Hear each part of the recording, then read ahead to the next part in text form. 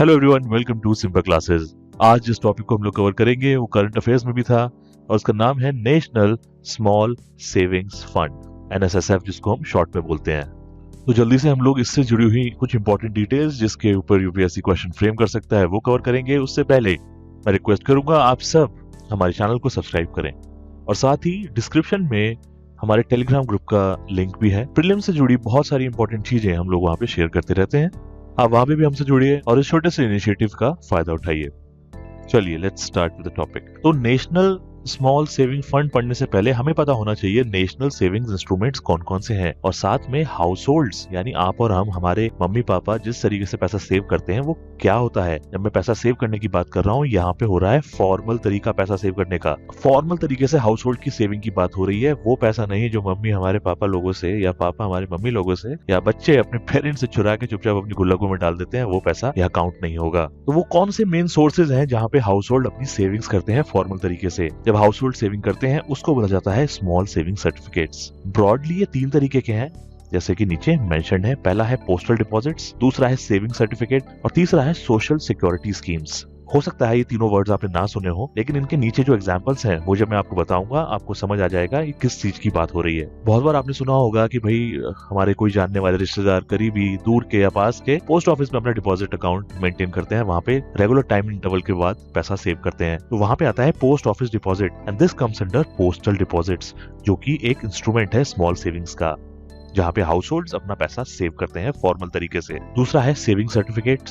अब saving certificate का example KVP यानी किसान विकास पत्र और दूसरा एनएससी यानी नेशनल सेविंग सर्टिफिकेट। अब पीपीएफ तो हम सबने सुना है। पीपीएफ आता है सोशल सिक्योरिटी स्कीम्स के अंदर, जो कि तीसरा तरीका है, जिसकी वजह से तीसरा तरीका है या फिर तीसरा टाइप है स्मॉल सेविंग इंस्ट्रूमेंट्स का, जहाँ पे हाउस होल्ड अपना पैसा सेव करते हैं। और दूसरा है senior citizen saving scheme, SCSS भी बोलते हैं इसको। तो ये कुछ 6-7 ब्रॉड तरीके के स्मॉल सेविंग इंस्ट्रूमेंट्स थे जिनको 3 तरीके से कैटेगराइज करा गया है public deposit, small certificate and social security schemes के अंदर। बहुत लोग ये सोच रहे होंगे भाई क्यों अपना पैसा जो हम सेविंग करना चाहते हैं अपने सेविंग अकाउंट में क्यों नहीं डालते, इन सब में अलग अलग तरीके से क्यों करना चाहते हैं। रीजन बीइंग इसमें होता है लॉक इन पीरियड, या तो 5 साल का, 15 साल का, 25 साल का। लॉक इन पीरियड का मतलब होता है जब तक ये टेन्योर पूरा नहीं हो जाता आप अपना फंड यहाँ से विड्रॉ नहीं कर सकते। अब क्योंकि एक टेन्योर डिफाइंड है, इसकी वजह से नॉर्मल सेविंग अकाउंट से ज्यादा इंटरेस्ट रेट मिलता है यहाँ पे, क्योंकि ज्यादा समय तक आपका पैसा सरकार के पास रहता है और ये पैसा सरकार अलग अलग तरीके से यूज कर सकती है। अगर बैंक के सेविंग अकाउंट में डालेंगे तो जनरली 3.5 से 4% इंटरेस्ट मिलता है एनुअली। वहीं पे अगर इस तरीके के इंस्ट्रूमेंट में डालते हैं यहाँ पे आपको 7%, 6% या उससे ज्यादा रेट ऑफ इंटरेस्ट मिलता है एनुअली। तो इसलिए इस तरीके के स्मॉल सेविंग इंस्ट्रूमेंट्स में पैसा लगाना कारगर रहता है हाउस होल्ड्स के लिए। तो यहाँ पे एग्जाम पॉइंट ऑफ व्यू से ये जरूरी है आपके लिए कि 3 क्या क्या ब्रॉड कैटेगरीज हैं जिसके अंदर स्मॉल सेविंग इंस्ट्रूमेंट्स को कैटेगराइज करा जाता है और उसके सब पैरामीटर्स जैसे कि पोस्टल ऑफिस डिपॉजिट, किसान विकास पत्र, पीपीएफ। ये सेग्रीगेशन आपको याद होना चाहिए। नींद में भी कोई उठा के आपसे पूछे तो आपको तुरंत याद आ जाना चाहिए। चलिए नेक्स्ट स्लाइड पर देखते हैं फ्लो ऑफ फंड, यानी हाउस होल्ड अपना पैसा डालते तो हैं लेकिन ये किस तरीके से राउट होता है पूरा पैसा, और पैसा यहाँ जाने के बाद नेशनल सेविंग फंड में किस तरीके से यूज होता है, वो फ्लो एक बार हम समझते हैं। ये फ्लो स्टार्ट होता है यहाँ से। हाउस होल्ड अपने आय का कुछ हिस्सा सेविंग में डालते हैं, इनको बोला जाता है स्मॉल सेविंग स्कीम्स, जो हमने लास्ट स्लाइड में देखा था, जिसके अंदर 3 ब्रॉड कैटेगरीज होती हैं।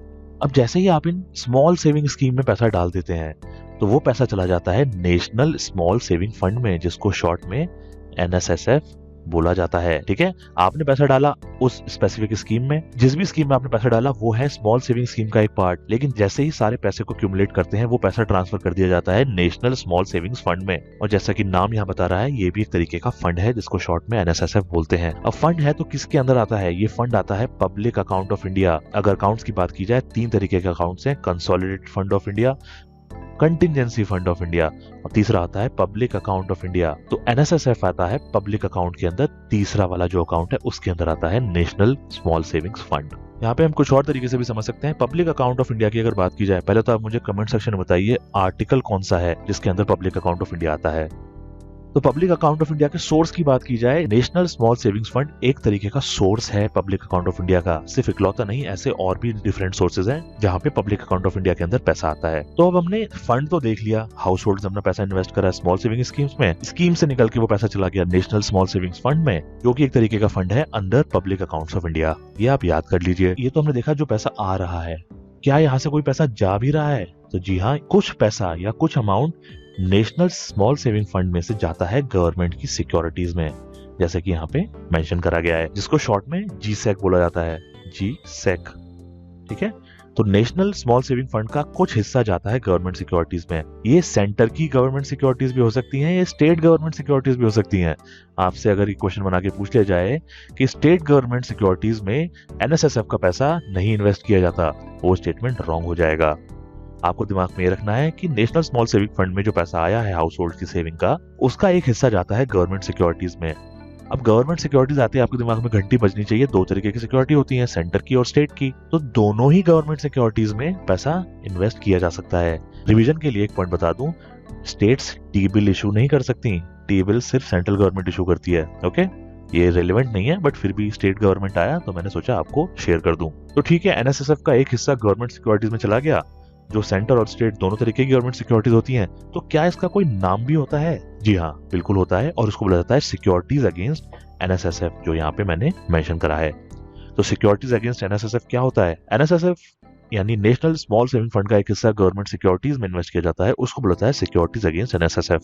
और ये बहुत ही इंपॉर्टेंट पॉइंट है, यानी इस स्लाइड का सबसे इंपॉर्टेंट पॉइंट, ये जो सिक्योरिटीज अगेंस्ट एनएसएसएफ है, this is the second largest source of government borrowing. Government जब बोरो करती है, उस बोरोइंग का सेकंड लार्जेस्ट सोर्स यानी सेकंड लार्जेस्ट हिस्सा बोरो करती है इस रूट से, जहाँ पे सिक्योरिटीज अगेंस्ट एनएसएसएफ इन्वेस्टेड हैं। अब आपने अगर बजट पढ़ा है, आपको पता होगा गवर्नमेंट बोरो क्यों करती है। गवर्नमेंट, हमारी कंट्री का जो बजट है वो डेफिसिट बजट होता है, यानी हम पहले पूरा खर्चा निकालते हैं, फिर अपनी इनकम निकालते हैं। मोस्टली देखा जाता है इनकम कम होती है, खर्चे ज्यादा होते हैं। उस खर्चे को दूर करने के लिए गवर्नमेंट बोरो करती है पैसा डिफरेंट इंस्ट्रूमेंट्स के थ्रू। तो जब बोरो करती है, उसका सेकंड लार्जेस्ट सोर्स है सिक्योरिटीज अगेंस्ट एनएसएसएफ। ये पॉइंट जरूर याद रखिए।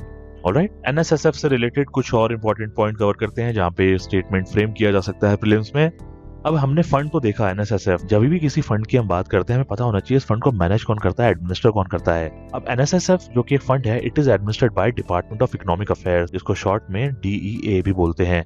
और ये किस मिनिस्ट्री के अंदर आता है? It comes under ministry of finance. देखिए, ऐसे याद रखिए, पैसे की बातचीत हो रही है और इतने बड़े पैसे की बातचीत हो रही है कि गवर्नमेंट का जब बोरोइंग की बात की जाए तो सेकंड लार्जेस्ट सोर्स होता है सिक्योरिटीज अगेंस्ट एनएसएसएफ। ये तो मिनिस्ट्री ऑफ फाइनेंस के अलावा कोई और मैनेज कर ही नहीं सकता ना। कभी आपको कंफ्यूज करने के लिए डाल दिया जाए ऑप्शन में it is managed by RBI, तो ऐसा मत सोचिएगा कि ये सही है, that would be wrong. This fund that is NSSF is administered by department of economic affairs which comes under ministry of finance. यहाँ पे मैंने आपको पहली स्लाइड में बताया था कि पैसा क्यों इन्वेस्ट करते हैं, क्योंकि रेट ऑफ इंटरेस्ट ज्यादा होता है। अब रेट ऑफ इंटरेस्ट देखते हैं ज्यादा कैसे होता है, ये भी पता होना चाहिए कि कितना होता है। तो सबसे बड़ा क्वेश्चन आता है कि ये रेट ऑफ इंटरेस्ट फिक्स कौन करता है? ये फिक्स करती है सेंट्रल गवर्नमेंट। ओके, और कितने टेन्योर पे करती है? हर क्वार्टरली। जैसा ये क्वार्टर खत्म होगा, अगले क्वार्टर के लिए नया इंटरेस्ट रेट डिफाइन किया जाएगा, फिक्स किया जाएगा गवर्नमेंट के द्वारा।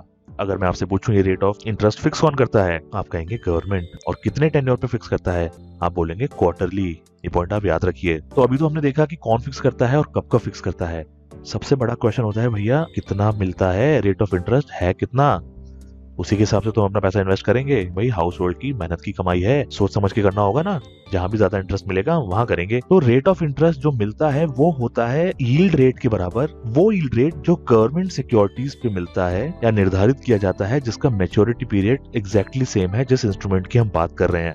इसको एग्जाम्पल के तौर पर समझते हैं। मान लीजिए गवर्नमेंट सिक्योरिटी का यील्ड रेट है 8% और जिसका मैच्योरिटी पीरियड है 15 साल। वहीं पे पीपीएफ की अगर हम बात करें, पीपीएफ अगर आपको पता होगा, पब्लिक प्रोविडेंट फंड, इसका मैच्योरिटी पीरियड भी 15 साल होता है। अब हमने कहा कि यहाँ पे गवर्नमेंट सिक्योरिटी का यील्ड रेट है 8% का, क्योंकि पीपीएफ का भी मैच्योरिटी पीरियड सेम टेन्योर का है, 15 साल है। तो पीपीएफ पे जो रेट ऑफ इंटरेस्ट मिलेगा वो 8% पर एनम मिलेगा। ठीक है, ये पॉइंट यहाँ पे समझ आया।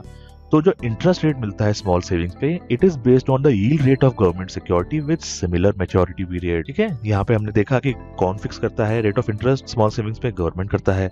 कब कब करता है? क्वार्टरली करता है।